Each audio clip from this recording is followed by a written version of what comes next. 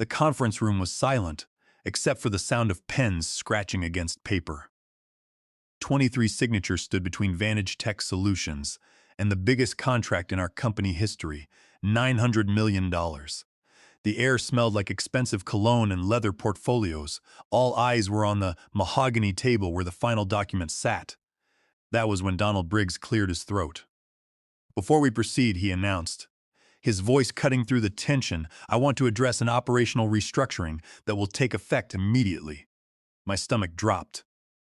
Something in his tone felt wrong. He turned to me with a smile that did not reach his eyes. "Gavin, your services are no longer required. You have been dead weight for months, and quite frankly, we need actual talent to execute contracts of this magnitude. Security will escort you out." The room froze. Someone gasped. I felt 23 pairs of eyes shift to me. But I did not panic. I did not cry. I smiled because Donald Briggs had just made the most expensive mistake of his career. And he had absolutely no idea. My name is Gavin Vance. And until that moment, I had been the Vice President of Infrastructure Operations at Vantage Tech Solutions for 8 years. The title sounds fancy, but my background was very modest. I grew up in a neighborhood where people fixed their own cars because mechanics were a luxury. My father worked double shifts at a manufacturing plant. My mother cleaned houses during the day and took online courses at night to finish her degree. They taught me 2 things. Work solves problems, and understanding people matters more than impressing them. When I started at Vantage Tech, I was not interested in climbing ladders or playing politics. I wanted to build systems that worked, really worked.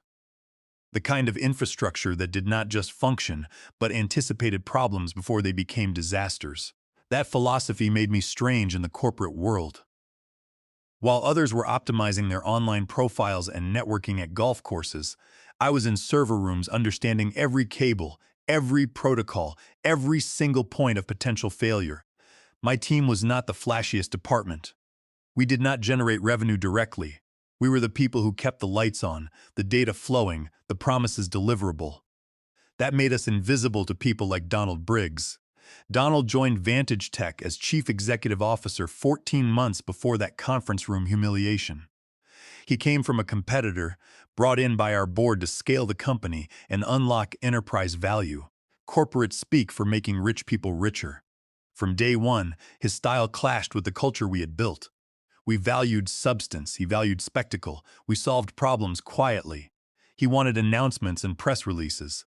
Within his first 90 days, he had replaced 4 department heads with people from his former company. All of them had impressive resumes and zero understanding of how Vantage Tech actually operated. I watched good people get pushed out. Talented engineers who had built our systems from the ground up were suddenly not aligned with the vision. The new leadership spoke in buzzwords and held meetings about meetings. But they left my department mostly alone, probably because infrastructure was not glamorous enough to matter to them. That was their first mistake. Their second mistake was not reading the contracts they inherited when they arrived. I stood near the back, not because I was hiding, but because that was where technical people usually stood during executive ceremonies. Close enough to address questions, far enough to stay out of photos. Donald worked the room like a politician, shaking hands, laughing too loudly at jokes that were not funny. Bradley Thorne, the new chief operating officer who had followed Donald from his previous company, stood beside him, nodding along. Then the documents were ready. Eleanor Sinclair, the chief executive officer of Summit Global Enterprises, sat down. She was a woman in her 60s with a reputation for thorough preparation and zero tolerance for incompetence. Donald sat directly across from Eleanor Sinclair. The lawyers positioned papers between them. That was when Donald decided to make his move and announce my termination. 2 security guards appeared at the door. They looked uncomfortable. One of them, Timothy, had worked with me on access protocols for the building. He would not meet my eyes. Every instinct screamed to fight back, to defend myself, to explain to everyone in that room how catastrophically stupid this decision was. But I did not. I smiled. Not a smirk, not a bitter grimace, a genuine smile, because in that moment I realized something beautiful. Donald had no idea what he had just done. I walked toward the door. The security guards fell into step beside me. Not touching, just present, professional. As I passed Eleanor Sinclair, she caught my eye. There was a question in her expression, but she stayed silent. At the doorway, I stopped and turned back. "Donald," I said calmly, "you should check the infrastructure contracts, specifically the lease agreements for the primary server network." He waved dismissively. "Your replacement will handle any transition issues. There is no replacement, and there will not be a transition." Bradley Thorne stepped forward. "Is that a threat?" "Because it is not a threat, it is a fact. You will understand in about 48 hours. Then I left. Behind me, I heard confused murmuring, but Donald's voice cut through it. "She is just bitter. Let us proceed." I walked through the corridor past my department where my team was watching through the glass walls, their faces stricken. I gave them a small nod. They knew. I had briefed my senior engineers that morning just in case. They had already backed up their personal files. To understand why Donald Briggs had made a fatal error, you have to go back 3 years before his arrival. Vantage Tech Solutions was a fraction of the size it is today, and we were facing a critical problem that could have ended the company. Before it even had a chance to scale, we had landed our first major government contract, a data management system for federal agencies. The requirements were intense: 99.99% uptime, military-grade security, and complete data sovereignty. Building that infrastructure through traditional corporate channels would have taken 18 months and cost $7 million. It was money we simply did not have. Our then Chief Executive Officer, Julian Kelly, was desperate.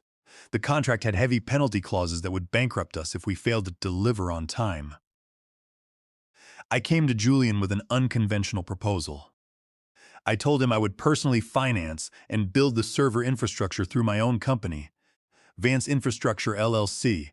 Vantage Tech would lease the capacity from me at cost.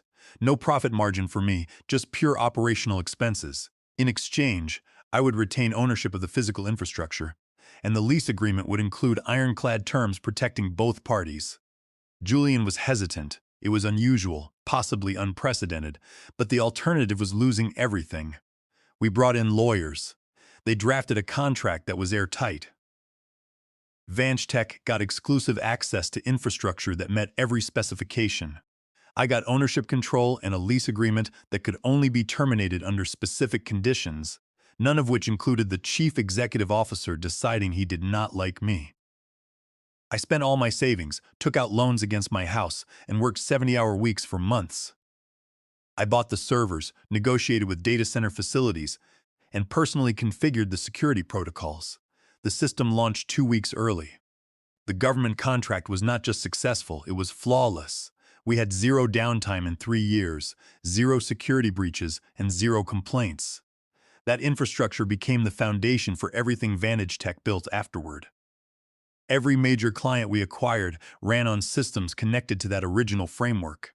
When we scaled on infrastructure I owned. But here is the thing about being good at your job in a quiet way. People forget you exist. The sales team took credit for client satisfaction. The executives took credit for strategic vision. My department kept everything running so smoothly that people assumed it ran itself. By the time Donald Briggs arrived, most people had forgotten that the servers powering 70% of our operations were not actually owned by Vantage Tech. The documentation existed and the contracts were filed. Any competent executive doing proper due diligence would have found them. But Donald was not interested in due diligence. He was interested in making moves that looked decisive. The $900 million contract was with Summit Global Enterprises, a massive manufacturing conglomerate expanding their digital footprint. They needed a partner who could handle massive data operations across 14 countries. Donald saw it as his legacy deal, the crown jewel that would define his tenure and probably launch him toward an even bigger chief executive officer position somewhere else. The entire company spent 6 months preparing the pitch. My team worked backbreaking hours ensuring our infrastructure could handle their requirements. I personally designed the scalability models. We demonstrated capacity that our competitors could not match. When Summit Global chose us, Donald took a victory lap. Press releases, all-hands meetings, celebratory dinners. He was already spending the money in his head. But something shifted in those final weeks before signing. Bradley Thorne started asking questions about operational efficiency and redundant personnel costs.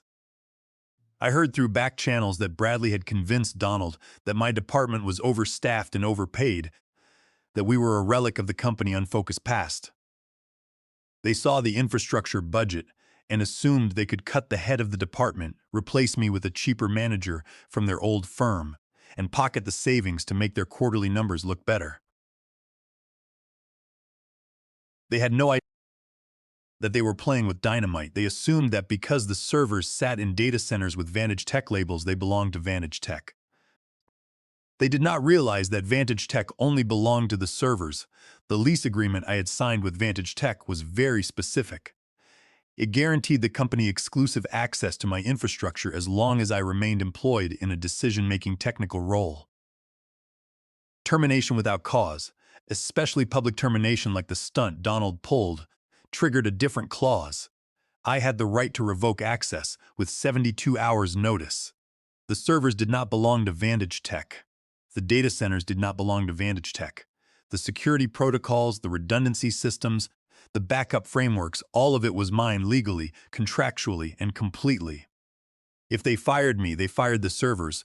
When I got to my car, I called my lawyer, Miranda Cross, who specialized in corporate contract law. She had helped draft the original agreement between Vance Infrastructure LLC and Vantage Tech Solutions. When I told her what had happened in the conference room, there was a long pause on the line. "Fired you in front of the client?" she asked, her voice transitioning from disbelief to professional focus. "Yes," I replied. Donald Briggs claimed I was dead weight and had security escort me out. Miranda let out a sharp laugh. "Gavin, you know exactly what this means. The 72-hour revocation clause is active. I want you to file the formal notice immediately. The clock starts now. They are going to panic," she said. "Let them panic. You hold all the cards." I went home to my quiet apartment, made a pot of coffee, and sat by the window watching the city lights. Around 6 in the evening, my phone began to buzz constantly. Colleagues, managers, and engineers were calling and texting, trying to figure out what had happened. I did not answer. There was nothing to say yet. The real chaos would start the next day when Donald and Bradley actually tried to log into the management systems and realized they did not have the administrative keys. At 8 that night, I received a message from Sanjay, one of my senior engineers who had been with me for 6 years. He told me that Bradley Thorne had called an emergency meeting with the technical staff. They were demanding to know why the server documentation did not list Vantage Tech as the owner of the hardware. Bradley was shouting, demanding that the engineers transfer the administrator access to him. Sanjay wrote that they were all refusing, telling Bradley that only I had the master encryption keys. I replied to Sanjay, telling him to stay calm, do his job, and call me if anyone asked him to do anything illegal or unethical. By the next morning, the situation escalated from corporate panic to criminal desperation. Donald Briggs and Bradley Thorne finally realized that without my servers, the $900 million merger with Summit Global Enterprises would collapse. Instead of contacting me to negotiate, they chose a path that would seal their fate. Bradley discovered the original lease agreement in the company records. Realizing the devastating power of the 72-hour revocation clause, he and Donald decided to create a fake document. They drafted a retroactive contract addendum, backdated by 2 years, which stated that Vance Infrastructure LLC had sold all physical servers and data center leases to Vantage Tech Solutions for a nominal fee. Bradley used a digital copy of my signature from an old expense report and pasted it onto the document. They uploaded this forged addendum to the company legal database, hoping to present it to Summit Global as proof of ownership. What they did not know was that Sanjay saw Bradley uploading the file and noticed the unusual creation date. He immediately flagged the file and sent a copy to my private email. I forwarded it to Miranda Cross. When Miranda saw the document, her response was swift. "This is a direct violation of California Penal Code, Section 470, which governs forgery," she told me. "They have forged your signature on a financial and corporate instrument. Because the signature is fake, this addendum is void ab initio. It is legally dead, having no force or effect from the very beginning."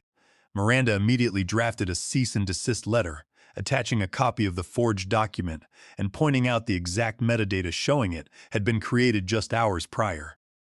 She sent it directly to Donald Briggs, Bradley Thorne, and the Vantage Tech Board of Directors. She also carbon copied the legal department of Summit Global Enterprises.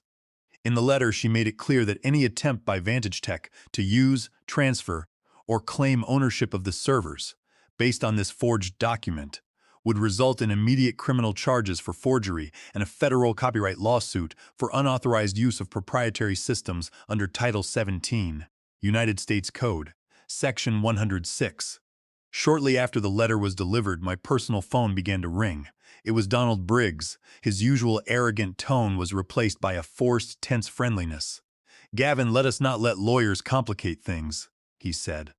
"We had a misunderstanding, and I am willing to offer you a generous severance package if you just sign the transition paperwork." I remained quiet for a moment, letting the silence stretch over the phone. "Donald," I replied calmly, "you and Bradley forged my signature. That is a felony. I have nothing to say to you. Please direct all further communication to Miranda Cross." I hung up before he could respond. 5 minutes later, Bradley Thorne tried to call, but I blocked his number immediately. The board of directors went into immediate meltdown. Donald Briggs had assured them that the transition would be seamless and that my termination was a routine cost-cutting measure. Now, they were facing a criminal forgery scandal and the potential loss of their core infrastructure. By Tuesday afternoon, the 72-hour clock was ticking down, and the servers were preparing to lock out Vantage Tech Solutions. The corporate structure was beginning to fracture under the weight of Donald's arrogance. The fallout from the cease and desist letter was immediate and devastating. When Eleanor Sinclair, the chief executive officer of Summit Global Enterprises, received the document from Miranda Cross showing that Donald Briggs and Bradley Thorne had forged my signature to hide the lack of server ownership, she was furious. She was a businesswoman who valued integrity above all else, and she knew that a company built on legal lies was a liability. She called Donald directly and told him that Summit Global was withdrawing from the $900 million merger.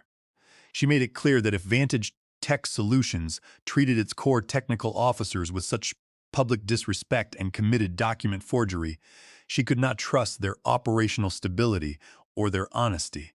The loss of the biggest contract in company history sent shockwaves through the board of directors. An emergency board meeting was called, and Donald and Bradley tried to spin the story. They claimed that my department had kept poor records, that I was sabotaging the transition, and that the lease agreement itself was invalid due to a conflict of interest because I owned the LLC. But the board members, led by Howard Miller, Valerie Price, and Lawrence Okoye, were not fools. They brought in outside counsel to review the contracts. The legal verdict was clear and terrifying for Donald.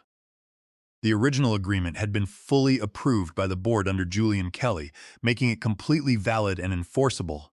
Furthermore, the outside counsel pointed out that because Donald and Bradley had attempted to use a forged addendum to secure a merger, they had exposed the company to severe criminal liabilities.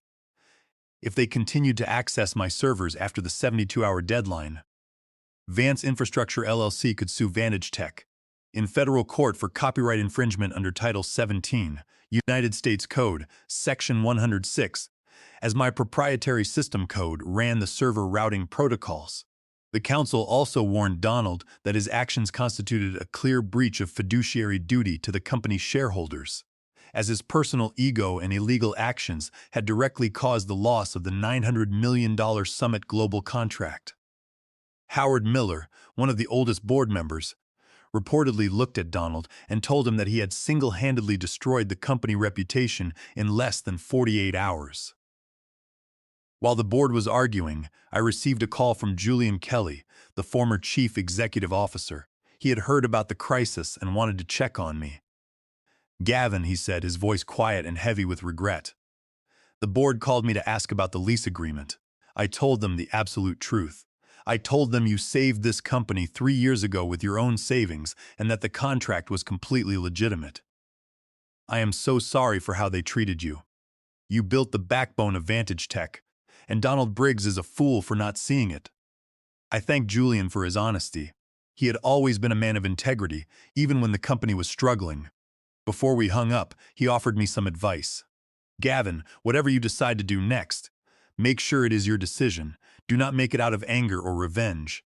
Make it based on what you have built and what you are worth. Your work has value, and you have the power now. Use it wisely. His words stayed with me as the final hours of the notice period ticked away. I spent the evening preparing. I did not want to destroy the systems I had spent years building. I had configured every router, secured every firewall, and optimized every database. They were my creation, and I cared about the clients who relied on them. But I also knew that if I did not enforce the contract, Donald and Bradley would win, and the culture of exploiting technical talent would continue.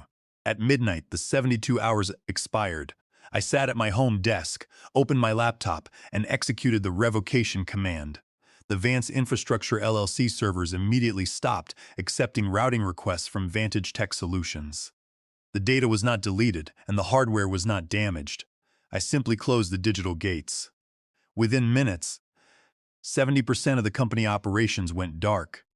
The corporate giant was suddenly paralyzed, and the keys were in my pocket. Almost instantly, automated monitoring systems began sending urgent alerts to the Vantage Tech Operations Center. System logs flooded with critical connection errors. The customer support lines were overwhelmed by calls from major clients, asking why their enterprise platforms were suddenly unreachable. The backup networks could not handle even a fraction of the load and collapsed under the pressure. By 2 a.m, Howard Miller had called Miranda Cross, begging for an immediate meeting. He promised that the board was prepared to make drastic changes if I would agree to sit down with them. Miranda agreed to host the meeting at her office at 9 that morning, but she warned him that the servers would remain offline until a new legal agreement was signed. The meeting took place at 9 a.m. at the law offices of Miranda Cross. The conference room was quiet, overlooking the downtown area. Vantage Tech Solutions sent 3 board members, Howard Miller, Valerie Price, and Lawrence Okoye, along with their general counsel. Donald Briggs was also present, sitting at the end of the table. He looked exhausted, his suit slightly wrinkled and his usual arrogant posture completely gone. Bradley Thorne was notably absent, having been suspended by the board the previous night, pending a full investigation into the document forgery. Howard Miller spoke first, his voice gravelly but professional. "Gavin, thank you for agreeing to meet with us on such short notice. We want to start by acknowledging that your termination was handled in an entirely inappropriate manner.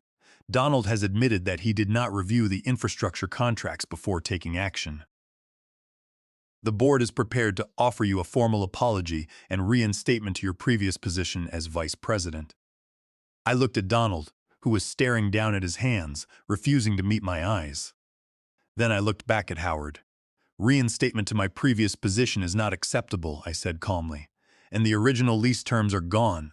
The original deal was structured to help Vantage Tech when it was struggling. That is no longer the case." Valerie Price leaned forward, adjusting her glasses. "What are your terms then, Gavin? We want to resolve this quickly. The system outage is costing us clients by the hour." I slid a folder across the table. Miranda and I had spent the previous day preparing 2 clear proposals. Option 1. Vantage Tech Solutions purchases Vance Infrastructure LLC and all its physical servers, data center leases, and proprietary routing code outright. The purchase price is $14 million, based on an independent appraisal of replacement cost and operational value. I will oversee a 90-day transition period to ensure your new team is fully trained, and then I will walk away. Lawrence Okoye looked at the numbers and then up at me. "And option 2? "Option 2, I replied, "is that I return to Vantage Tech Solutions not as a vice president, but as chief technology officer. I will have full executive authority over all technical operations, infrastructure, and engineering personnel. I will receive a standard executive compensation package, including equity options. Additionally, Vantage Tech will sign a new lease agreement with Vance Infrastructure LLC for server capacity, but at fair market rates, not at cost. I retain full ownership of the physical hardware." Donald Briggs suddenly looked up, his face flushing. That is extortion. You are holding the company hostage over servers you built while working for us. Miranda Cross did not hesitate. Her voice was cold. Mr. Briggs, extortion involves illegal acts. Mr. Vance owns this hardware. Vantage Tech had a lease agreement which you breached by terminating him without cause. He is under no legal obligation to provide server access to your company at any price. Furthermore, we are prepared to file criminal charges for forgery against you and Mr. Thorne by the end of the day. I suggest you keep your comments to yourself. Howard Miller raised his hand, silencing Donald. Donald, you are here as an observer. Do not speak again. The board member then turned to Lawrence Okoye, who was running calculations on his tablet. Lawrence sighed and nodded. Gavin is right on the numbers, Howard. Rebuilding a comparable server network from scratch would cost us between $12 and $15 million and would take at least 18 months. During that time, we would have no system stability and we would lose almost all of our major enterprise clients. We have already lost the Summit Global contract, and 3 other major clients are questioning our operational status. We cannot afford option 1 right now, nor can we afford to reject option 2. Valerie Price looked at Howard and then at me. We accept option 2, Gavin. The board will vote to approve your appointment as Chief Technology Officer effective immediately. The legal department will draft the new lease agreement at market rates today. There is one more condition, I said. Donald Briggs and Bradley Thorne must be terminated for cause immediately. I will not work with executives who engage in document forgery and expose this company to criminal liability. Howard Miller did not hesitate. The board has already voted on that. Donald Briggs is removed as Chief Executive Officer, effective immediately. Bradley Thorne is terminated as well. We will announce their departures along with your appointment this afternoon. We shook hands, and within 2 hours, the legal documents were signed. I returned to my office and executed the command to restore server access. The Vantage Tech systems came back online, and the operations team began clearing the queue of customer requests. The next day, I contacted Eleanor Sinclair of Summit Global Enterprises. I explained the changes in leadership and assured her that the infrastructure was secure under my direct supervision as Chief Technology Officer. We discussed her concerns about stability, and after a week of negotiations, we signed a restructured contract worth $750 million. It was smaller than the original deal, but it was built on solid legal and technical foundations. Donald Briggs and Bradley Thorne disappeared from the industry. Donald ended up as a minor advisor at a small private equity firm, while Bradley was forced to delete his social media accounts after former colleagues exposed his role in the forgery scandal. My infrastructure company continues to operate, leasing capacity to Vantage Tech and several other clients. I managed to build a business that proved that technical expertise, when protected by proper legal agreements, holds real power. The lesson was simple. Understand your worth, document your agreements, and never let corporate politics diminish the value of your labor. In the end, the systems we build are only as strong as the contracts that protect them.